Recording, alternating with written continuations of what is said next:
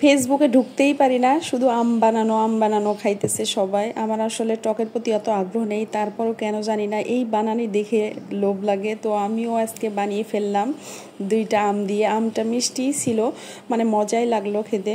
আমার আসলে টকের প্রতি কেন জানি আগ্রহটা কমে গেছে, একদমই নাই, খাইতে মন চায় না। ওই সামনে পাইলে খাই, না পাইলে নাই, ওরা এমন, মানে যে খেতেই হবে এমন কোনো বিষয় না। তো 2টা আম নিয়েছিলাম, বেশ বড় বড়ই ছিল আম 2টা। আম দিয়ে ডাল দিয়ে খাওয়ার জন্য আসলে নিয়ে আসা হয়েছে। তো ভাবলাম যে একটু বানাই, সবাই এমন খাইতেছে, তাই দেখি মানে যদি লোভ নাও লাগে তারপরেও দেখি মুখের ভিতর কেমন জানি পানি চলে আসে। তো একটু ভাবলাম যে একটু বানিয়ে ফেলি, বানিয়ে খাই, তো মজাই লাগলো।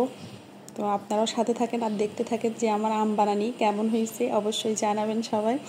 আর কে কে পছন্দ করেন আর কে কে পছন্দ করেন না আমি জানি, হয়তো বা অনেক ছেলেরা পছন্দ করে না, অনেক ছেলেরা পছন্দ করে, এমন আছে আম বানানি খায়, মানে টক জাতীয় জিনিস পছন্দ করে। আমারও না আগে খুব ছোটোবেলায় যখন মানে আমার একটা মামাতো বোন ছিল, তো ও আর আমি এত যে খাইছি টকমক জিনিস, মানে কোথা থেকে নিয়ে আসছি, এসে মাখায় মাখায় খাইছি। এখন মানে এক ফুটা মানে ওরকম আগ্রহটা নাই যে জলপাই হয় আসে কামরাঙা বা এই চালতা এগুলো যে খাবো, এইসবের প্রতি কোনো আগ্রহই নাই যে একটু খাই। তো ফেসবুকে তো ঢোকাই যায় না এইসব বানানি। আর এইবার মনে হয় ফেসবুকে বেশি এবছরই আম মাখানো সবাই আম মাখানোর ভিডিও ছবি পোস্ট করতেছে। এইসব দেখে আমি আর থাকতেই পারলাম না, তো আমিও একটু বানিয়ে ফেলবো। তো এই যে আমার আম কুচানো হয়ে গেছে, 2টা আম বেশ অনেক খানিকটাই হয়েছে। আমি এখানে মরিচ নিচ্ছি, আর মরিচটা আমার একটু না, এই মরিচগুলো অনেক ঝাল। আমি যদি এখান থেকে মানে 2টা মরিচ নিতাম বা একটা বাদ দিয়ে রাখতাম তাহলে মানে ভালো হতো। আমার মানে মরিচটা একটু বেশি হয়ে গেছিলো, তারপরও বেশ মজাই লাগছে খেতে, মন্দ লাগে নাই। তো আমি একটু চটকে নিতেছি, আর চিনি লবণ, মানে এই ঢাকা শহরে এসে দেখছি, আমরা কিন্তু গ্রামে কখনোই মানে আম ভর্তা বা কোনো ভর্তা টক যেতে কোনো জিনিসের ভিতরে চিনি দিয়ে খাই না।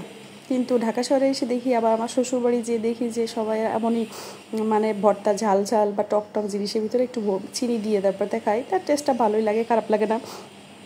তো আমিও একটু চিনি দিছিলাম, তো বেশ মজাই লাগছে খেতে।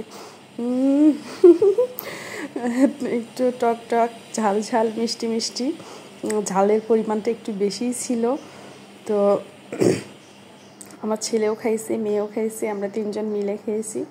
বেশ আমার কাছে অনেক মজা লাগছে, তারাও মজা করেই খাইছে। আর গরমের সময় মনে হয় একটু টক পক জাতীয় কোনো কিছু খেলে ভালোই লাগে। নিজেরটা নিজে প্রশংসা করছি, খেয়ে রিভিউ দিতেছি যে মজা। তো